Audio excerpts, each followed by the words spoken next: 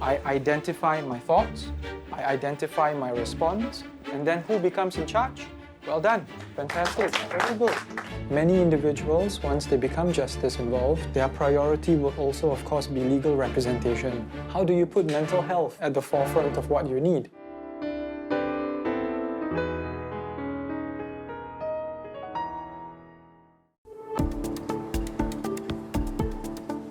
As a senior counsellor, I work with individuals that make contact with the criminal justice system. What happens is in state courts, there have been instances where when a youth is charged in court, he becomes very emotional.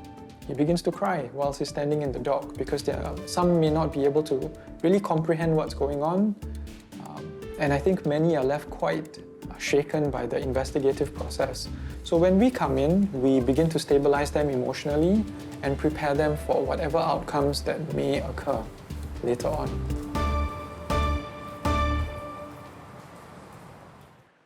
Morning. It's good to see you. How are things going at home? Things have been a bit rough. I think there's still some confusion. Some of the initial questions that we have to look at is number one, suicidal ideation. Number two, the risk of reoffending. And I think more importantly, number three, the risk of that individual and the rehabilitative outcomes that could be placed for this person. And pre-incarceration, basically, of course, there are a lot of worries and anxiety about this sentencing and things like this. But him being there is not, he's not a lawyer. He's not there to, I don't know, reduce the sentence or do anything about this brush with the law. Damage has been done. I have to go through it. I have to take responsibility for it. But it's more of going with me on this journey, because end of it, the root cause is me. The root cause is something is not like, why would I even do this in the first place, right? So he's more concerned about that portion of me. I don't just work with individuals upstream. If I am supporting a justice-involved client, I would make a booking and I would go down to the institution and have a one-to-one therapy session. So I continue the work that we have already begun upstream, and hopefully I'm able to support him post-release into the re-entry phase.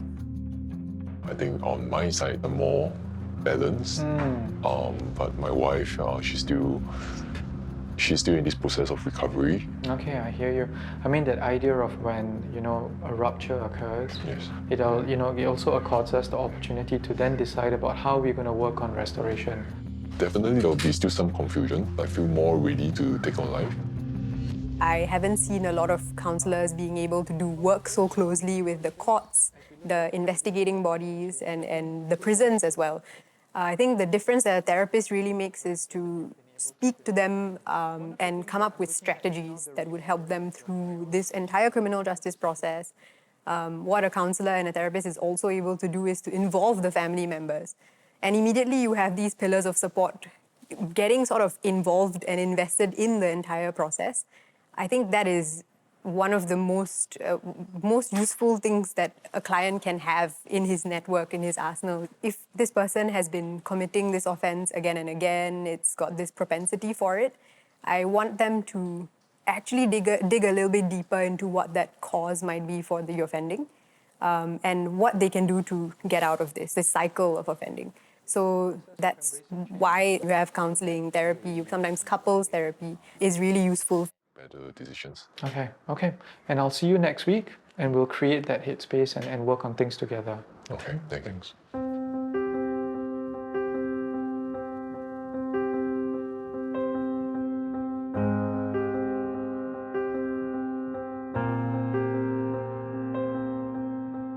Three times a week, we go into different clusters within Changi Prison and we run a transformation program over a span of 25 sessions. Be conscious in everything we do, in our mind and thoughts. In order to let us have everything well-being and everything done in the right way. Very good. So becoming fully aware of yourself, your thoughts, so that you can make those wise decisions. Yes. Very nice. Thank you for sharing. So I think what's happening over here is also that we're all beginning to reflect. using that skill of reflection, because when we go out, we live in the intensity of the world. Things go at hundreds. So what we are trying to do is we are helping these individuals to become their own counselors, impart them with skills of monitoring their own thought process, journaling, looking at emotional regulation, what are my triggers, how am I responding to the external world, when the cell door closes on me, how am I speaking to myself in my internal dialogue. Distract myself from the anger. You know what I'm hearing from you? I am not just identifying with my mind, I now identify my mind. I identify my thoughts, I identify my response, and then who becomes in charge? Well done. Fantastic. Very good. Very nice. Good stuff, man. Okay, really thankful that Mr. Gopal and Dr. Nisha that came to my life. I feel that they are not here to teach, but they are here to be with us, learn with us, and share with us and guide us. And they actually give us a lot of tools in life to use it in the right time. He has actually helped us to, embrace those things that we might be facing when we are out later on. What can I do when I go out? How will the community look at me when I go out? When I go for an interview, probably for a job, do I tell them that I'm an ex-convict? And he's the kind of person who is a little bit different from the other counselors. He injects stories, okay? And that stories usually hovers around his experiences in the prison. He was part of us, okay? He knows the struggles that we went through. Line up in one row. Use your mind power, guys, and let go. 1, 2, 3, go! Wow. Whoa, very nice. Thank you. In the year 2010, I was working as a cabin crew, and I was already a high-functioning addict. Drugs and alcohol were very much part of my life. But I recall being in one of the countries in the region, looking myself in the mirror and asking myself, is this it? Is this my life? And so that was when I had an epiphany. I said, okay, look, why don't I enroll for a diploma in counseling psychology? Maybe I'll understand myself better.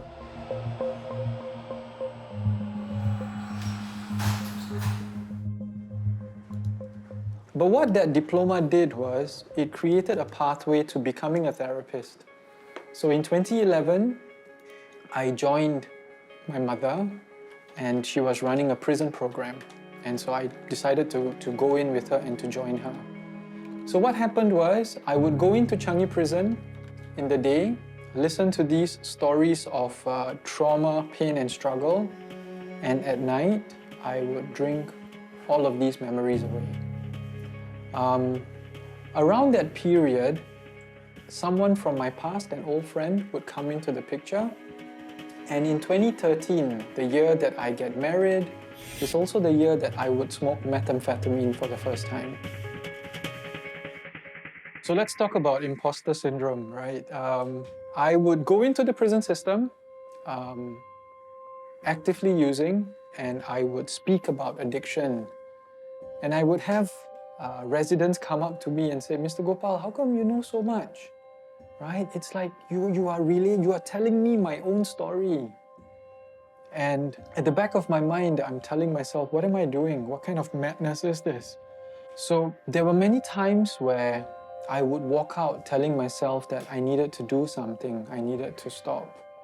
But because my mind, my body, the biopsychosocial power of addiction, I was just trapped in that cycle. It literally felt like a trap. And every day you go in and you look at the stark reality of what life could become, but I just couldn't stop.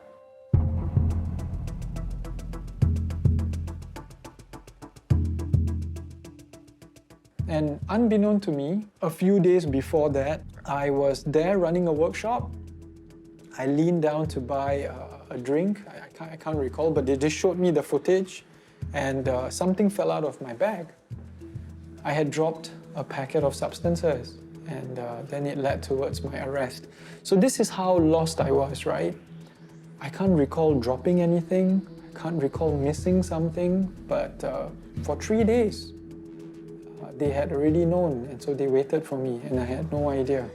I recall being put in handcuffs, and because I had gone in to facilitate a workshop with my mom, Dr. Nisha, I remember looking at her and thinking, okay, is she gonna be okay? I was shocked. I didn't expect. And I wasn't sure if there was any evidence in the first place. That's how I felt. And I was parking the car and then I was walking up to the flat. I hear someone say, Melissa, Melissa, I'm from the police. And then I see behind and there's Gopal. And he's in these Velcro cuffs. And I don't think anything ever prepares you for something like that. And they're like, we're going up to your flat. And they come into the flat and I think they search whatever, they do what they need to do. And it's the eve of Christmas Eve. Before he leaves, I think they return me his wedding band. And I want to hug him. Someone says no, but then someone else says, it's okay. And I give him a hug, and it's at that point where I remember I tell him, always remember your goodness.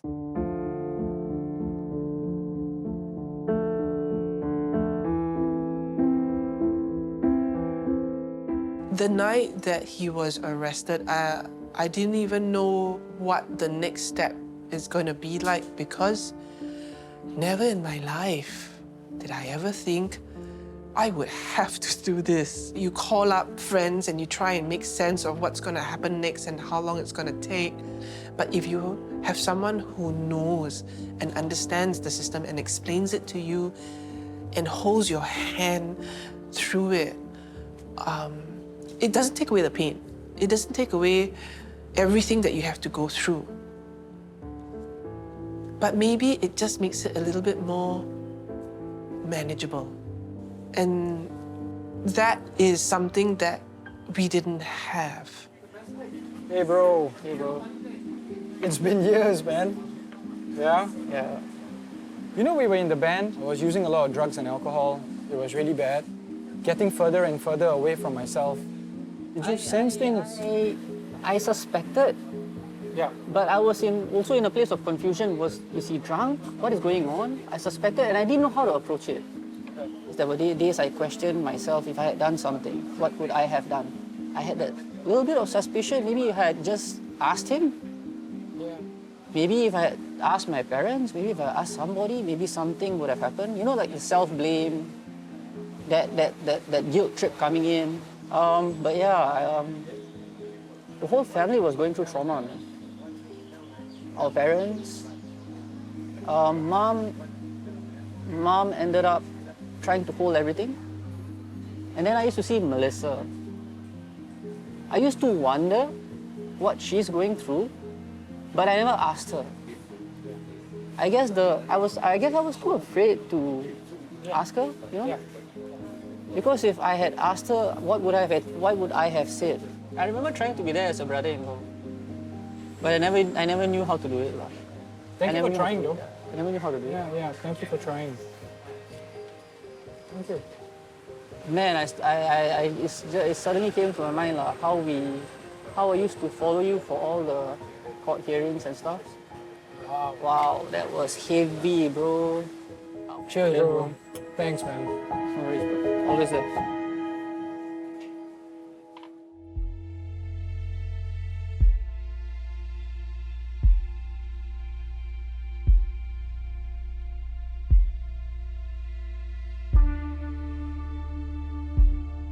After receiving an 8-year sentence with 7 strokes of the cane, I went back home. I had 1 week before I would present myself and surrender in court. And I can tell you that it is the most difficult week of my life because I could see the depression, not just my own, but of everyone around me. Emotionally, I was completely broken. So when I recall, I'm still emotional. When I recall those days, very tough. Not easy. Yeah. That was difficult. Very difficult. You see, I believe in the law. and I believe in the court. Whatever decision they made would have worked well for him. Maybe he needed that much of time to think about life all over again, just like others do. So for me, I think I was able to accept it because I felt that he needed that much of treatment. So I recall this image where I am looking at my infant son on the bed, and as he smiles at me, in the periphery of my vision, my wife is in tears. And she looks at me and she says, "Gopal, I'm going to raise a good boy so that you can come home and raise a good man. Please come home."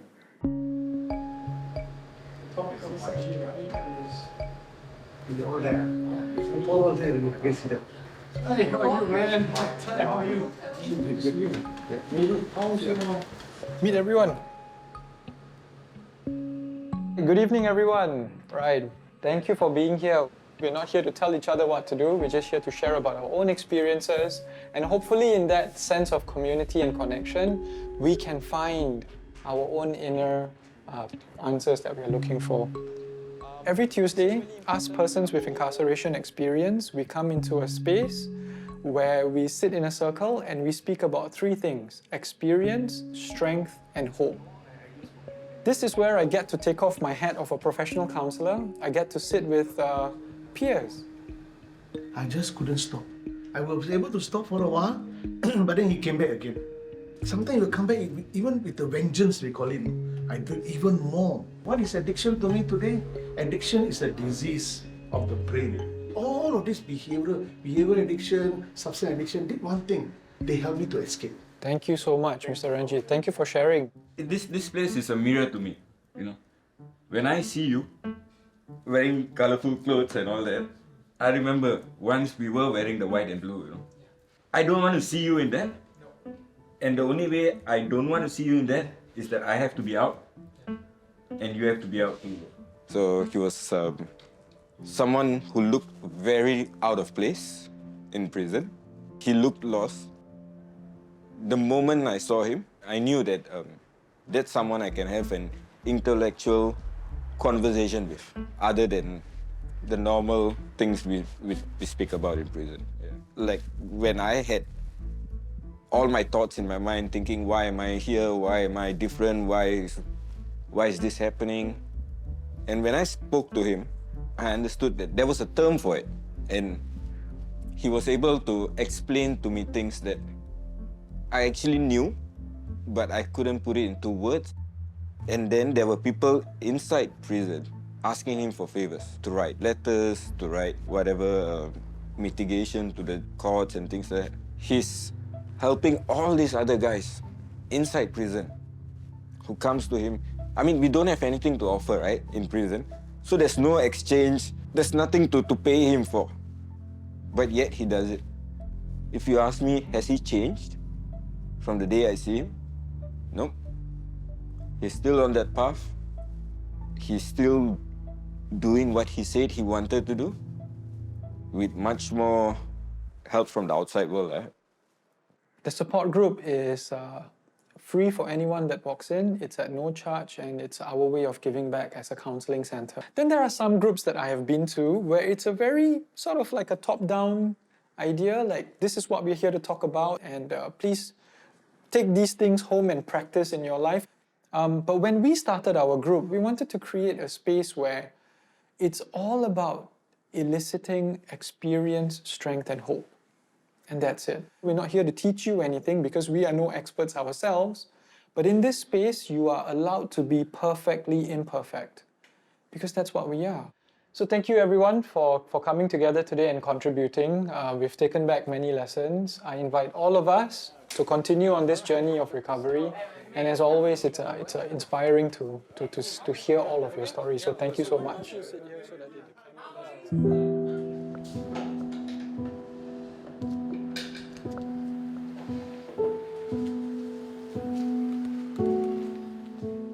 I noticed the rash on our boy's legs and hands, and a sore on his lip.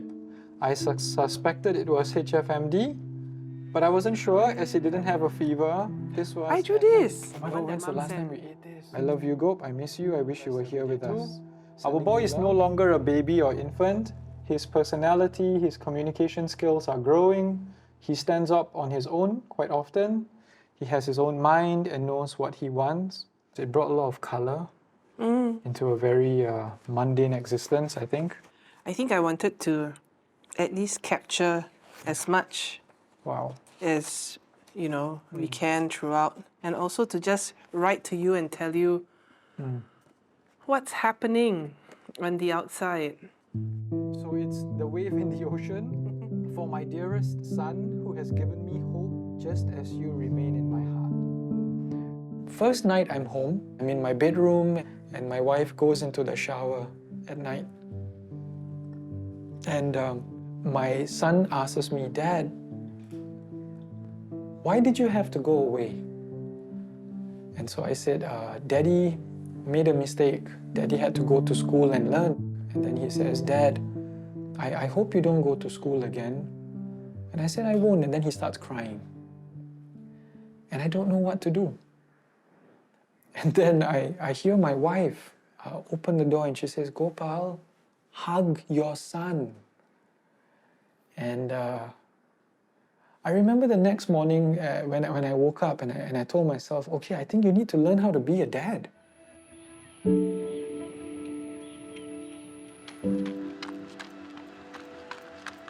So many years ago when I was charged, and I think it was in the second or third month where it was difficult just getting out of bed, I began to sense that depression coming on because of the weight and the destruction of what I had done.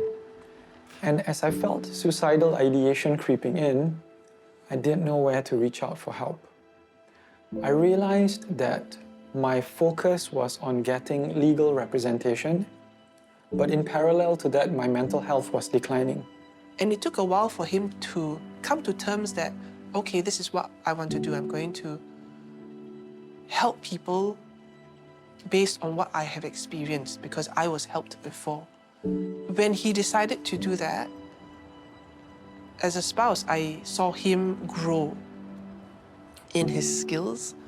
I saw him grow in his purpose and in his meaning.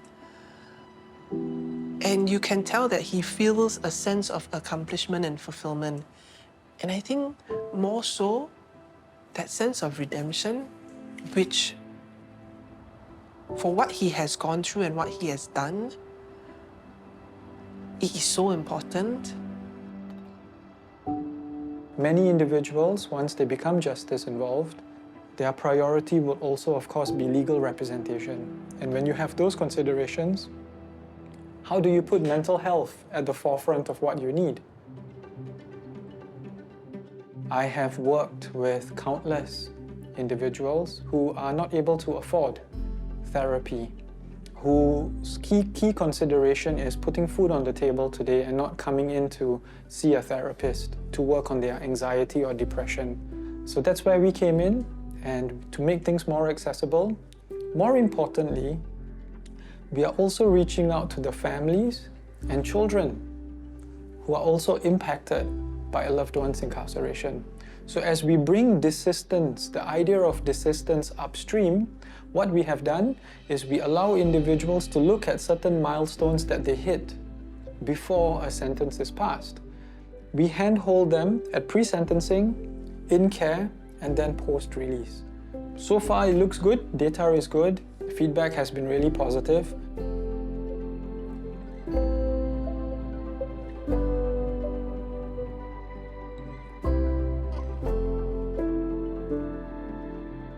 I used to go in and support individuals, telling myself this is how I'm supposed to do it.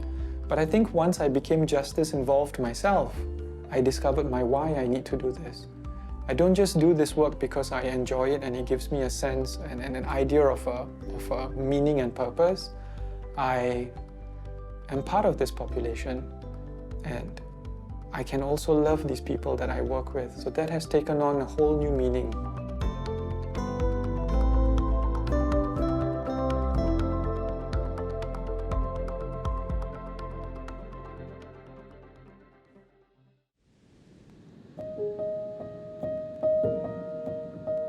I think before all this happened, my understanding of addiction is very textbook. These are the symptoms, these are the signs, this what might cause it. I think this one comes here, right? Yes. Yeah? One of these like. Okay. Oh no, the star. My experience of being a wife whose husband was addicted to drugs has taught me a lot of things, whether as a practitioner or as a wife, a mother, a daughter. The impact of addiction is like a ripple, and it affects so many people. And at the same time, it requires all these people to come together to help that person. It takes a lot also to accept a person who has an addiction. Every day I'm working on my recovery.